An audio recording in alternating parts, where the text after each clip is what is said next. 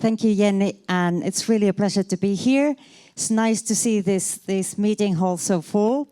I see here some of my ex-colleagues, our FO partners, plenty of supporters of FFD, but also faces that I don't know, which is very important to us because we want to grow, we want to extend the work that we are doing. We've had the decade of impact. And I wanted to say a couple of words about what do we want to achieve, why we do this work, and what have been achieved. Some of the numbers you saw already, but we'll repeat them. It's always good to repeat for learning. So let's take the next slide, please.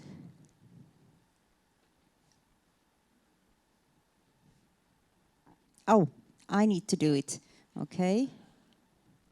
We always learn something.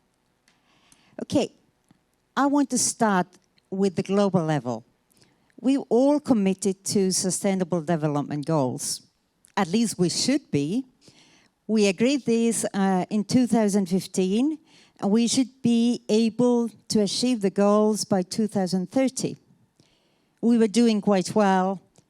Unfortunately, the pandemic and now all the different conflicts, the latest in Israel and Palestine, actually hampering and taking us backwards. I wanted to start with these, in any case, as kind of an overarching umbrella. What are the SDGs we want to achieve? And with those SDGs that we have been working with, I also indicated a specific way in which FFD is trying to achieve them. Of course, we start with the poverty reduction. And then we want to work with smallholder farmers who often belong to the most poorest people in the world. But we believe that working with them, with their livelihoods in agriculture and forestry, we can lift them gradually out of poverty. We can maybe lift some people who are not then in the future going to work with farming, but they work with the food systems. It has to be more efficient, and there will be more interesting jobs related to farming. Zero hunger is, of course, important for food producers. So we have to also work with production and productivity. We're dealing a lot with agriculture and forestry. We know also that agriculture is one of the drivers of deforestation. We have to be able to produce efficiently, but also environmentally and climate smartly. Gender has been mentioned here, and we believe, as in Sweden and Finland, we have been using the strength of both men and women to get where we are at the moment. And we believe that it's an important element of development. But this morning, actually, I think somebody said it as well. If you want to promote women, you have to work with men. We have to also give men an opportunity to provide the space for women to grow in their roles. Decent work and economic growth, and I think this is one of the core aspects of our work. We want farmers to be able to earn their living through their practices. And this is the same for agriculture and forestry.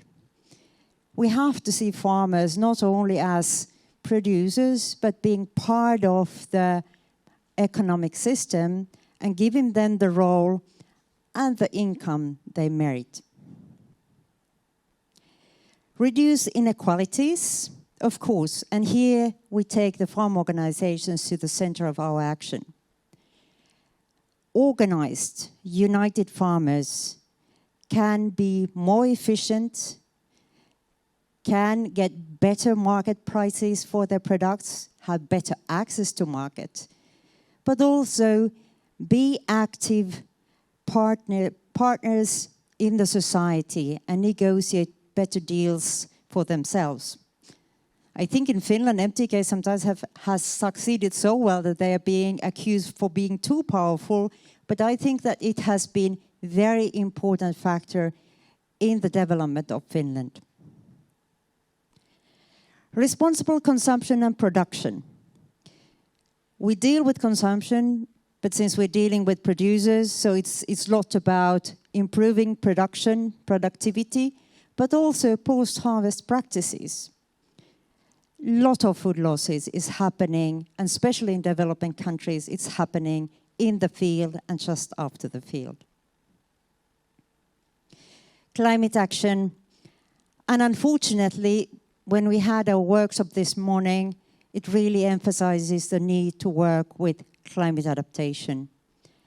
Many of the achievements we have reached with our partners, they say that the climate change is jeopardizing the results already achieved.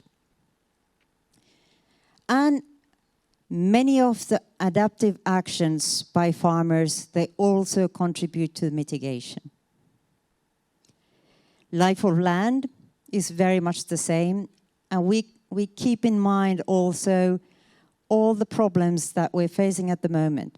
Environmental issues, biodiversity losses, depletion of soils. We have to take care of our surroundings and our environment. The last two SDGs are not the least.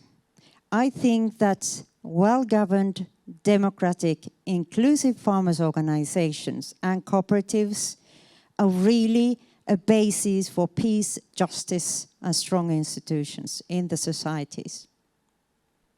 And we achieve this together with our partners. And we leverage the effect through all our collaborators. Oh, I'm going to the wrong direction. I don't know how this works.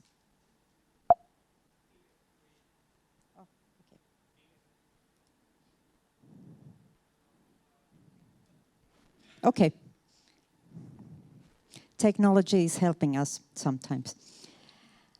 I wanted to take this picture because I wanted to show the importance of working with farmers' organizations, because I think that they can be the foundation for development. They build capacity to secure ecosystem services, which produces climate resilience and economically viable livelihoods. They are the linkages to other partners and networks, all the way building access to fair markets and value chains. And this all will reduce poverty. It provides resilience for the communities, improves democracy and inclusive growth. And this is the reasoning why FFD is really targeting the farmers' organizations, the forest producers' organizations, and the cooperatives. We do believe that all this development is depending on these coordinated actions by organized farmers.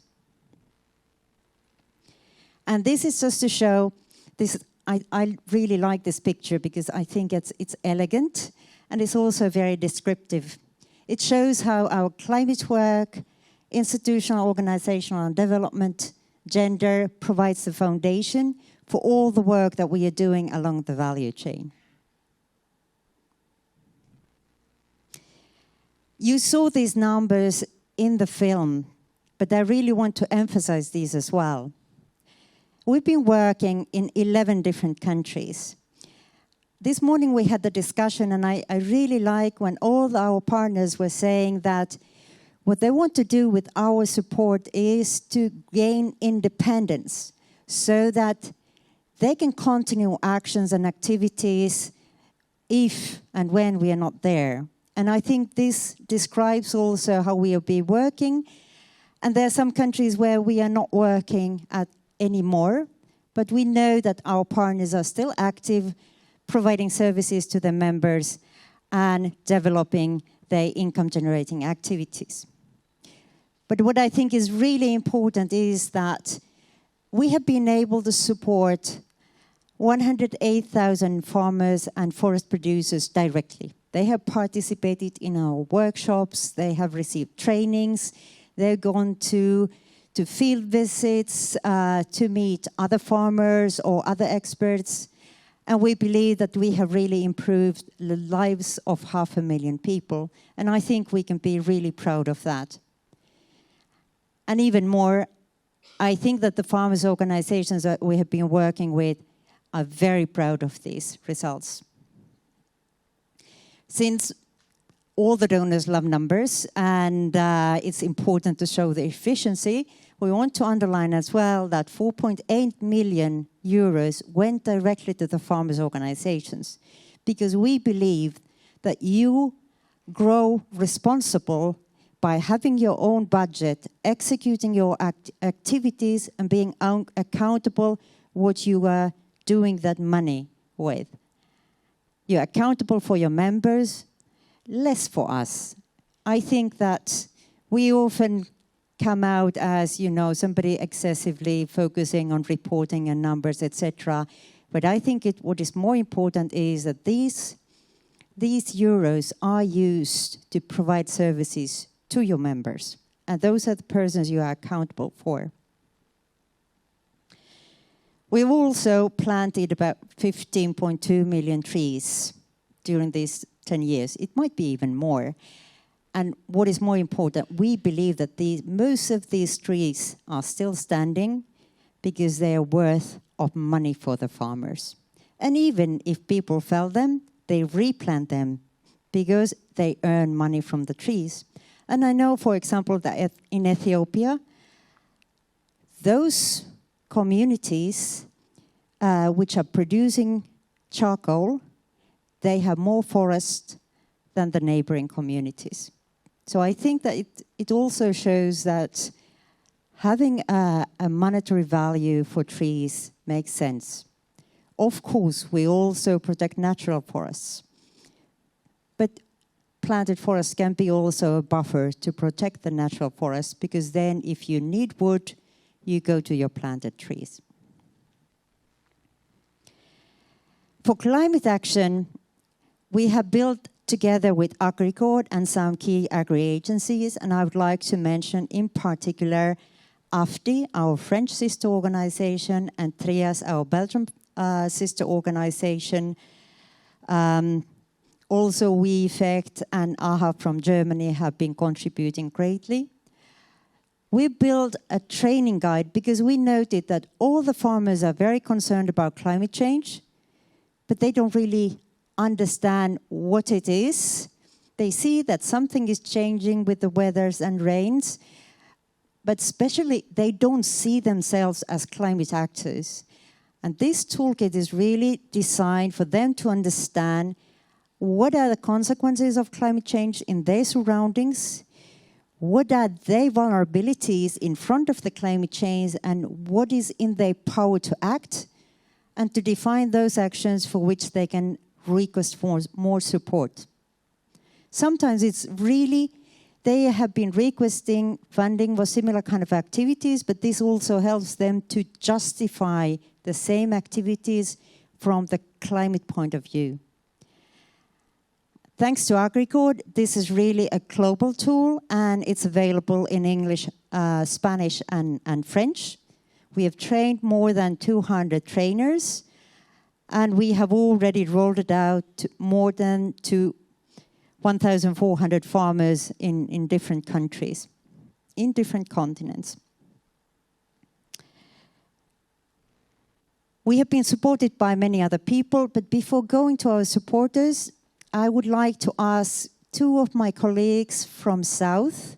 I'd like to ask Dr. Phuong from Vietnam and Zacharia Kiputa from Tanzania to say a couple of words on the results from their point of view.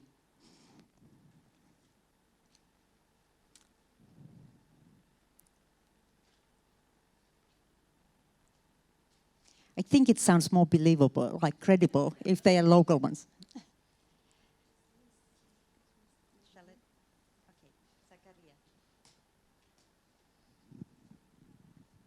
Thank you, everyone. Ladies and gentlemen, good afternoon, everyone. My name is Zacharia Kiputa from Tanzania Horticultural Association, TAHA, in Tanzania. Since our work with FFD, I think, started back in 2013, where we were working with smallholder farmers in Zanzibar. Our main focus with this project was mostly on increasing productivity for smallholder farmers in Zanzibar. Between that, you know, Zanzibar Island, there were no horticulture there at the moment. But as a result, 80% of the horticultural crops that was consumed in Zanzibar was mainly dependent from mainland. But currently, 2019 onward, we have seen a tremendous effect. Like currently, they are also importing some of the value chains to the mainland, which is the FFD work that we did, building the capacities on how to increase the productivity, but also the willingness to try other new value chains, because before there was like, Zanzibar is not suitable for horticultural crops. So we came up with FFD. So that's the one, but also one of the results that was realized, we are currently implementing the project on quality assurance, the certification system, where we want to build, where we want to access the export market for the smallholder farmers. And we are currently implementing this project called the SEMA, Quality Assurance for Enhanced Market Access of Smallholder Farmer in Tanzania, where we see the certification is only option for smallholder farmer to access the export market. But, you know, as the executive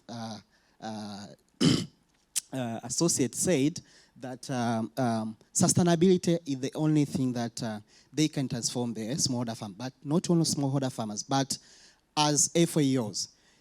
This project build the capacities of TAHA, because they know that even if the project is phased out, and then we have the technical capacities of experts to train farmers on quality assurance. So that is also one of the aspects of sustainability. So more than 15 agronomists or TAHA experts have been trained on different, on quality assurance, currently global gap. And from that, this in turn helped more than 3,200 farmers have been trained, but also currently 650 farmers have been certified who are accessing the export market. So the number is increasing, but at the end of the day, these certified farmers, actually they are gaining slightly incentive in terms of market assurance, but also increase the price, because at the end of the day, the export market is quite different from the local market. But because of these climate issues, currently, we can't separate agriculture and climate change. These things have to be put into same bucket. The effect is always there, and everyone is seeing it. So FFD currently also, they are supporting one of the farmers in Northern to have a very sustainable way of managing water. As we all know that water is one of the very challenging natural resources to agriculture. So we are trying to use water in a sustainable way, but also through renewable energy, solar. So this is the ongoing project, and farmers are willing to cooperate, but also they see there is a need of having a water sustainable aspect. Water sustainable means for them to get the irrigations of horticultural crops being going there. So there are so many realized results from FFD since 2013, and these are just the two. These are just few to highlight. Thank you so much.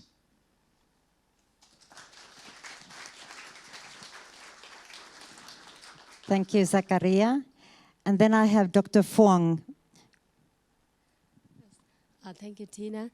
So good afternoon, ladies and gentlemen. So my name is Phuong. I'm a representative for the project implementation partner in Vietnam. Now I'm working in Center for Climate Change Study in Central Vietnam. And our organization, like contact points, the FFD in Vietnam, Yes, I understand that the time is limited. So it's because the results that is the cooperation between our center with FFD and the cooperative alliance in Vietnam is we cannot count it. So, but I just pointed some very main results and main impacts that the FFD during 10 years we cooperated with the FFD in Vietnam. That the first thing is in 3 projects. One is completed and 2 other projects is ongoing. So the first thing is the cooperative organization, I mean the farmer organization in Vietnam in a 3 level, national level, provincial level and community levels, also raising their knowledge and improve their capacity in forest sustainable management in Vietnam, and they can learn some technical during the process to apply the forest certification, even in PFC and FSC certificate. And another very important result is the farmer, I mean the at the individual level for farmer in Vietnam, that's they are the member of the cooperative and cooperative alliance in Vietnam. They participate in the several training and training workshop, and they can learn about how they can adapt with the changing of climate by the building resilient tool in Vietnam. And yes, and another important impact for the farmer is that they can raise their voice for the local authorities and at the provincial level and also for national level. So it's help them like express their ideas about their roles during their during their livelihood activities. And last but not least, for our centers, we learned a lot during the time we work with the FFD, Ms. Tiina, Noras, and other staff in FFD. So yes, thank you so much and congratulations for achievement during 10 years. Thank you.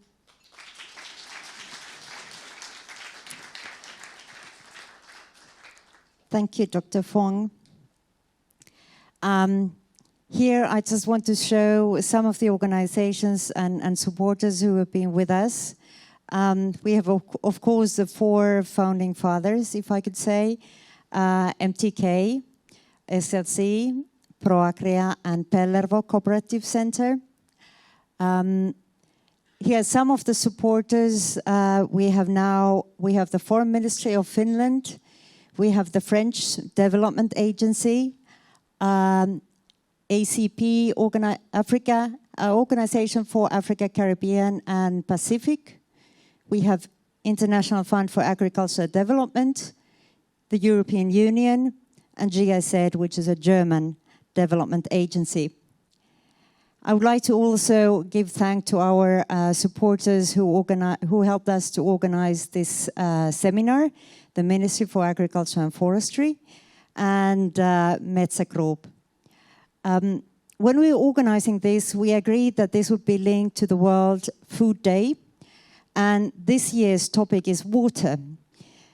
You notice that we didn't mention water very, very often in this presentation. Nevertheless, we talked constantly about climate change, and for farmers, climate change's biggest hazard is the water availability. You might have water, but it's during the wrong season. You might have too much water, or you might have too little water. So when we talk about climate change, it's very much about water, and it kind of constantly pops up when we deal with farmers on that. I think that we are approaching a panel. Nevertheless, before we start, I would like to ask all the FFD staff to stand up so that you see who we are.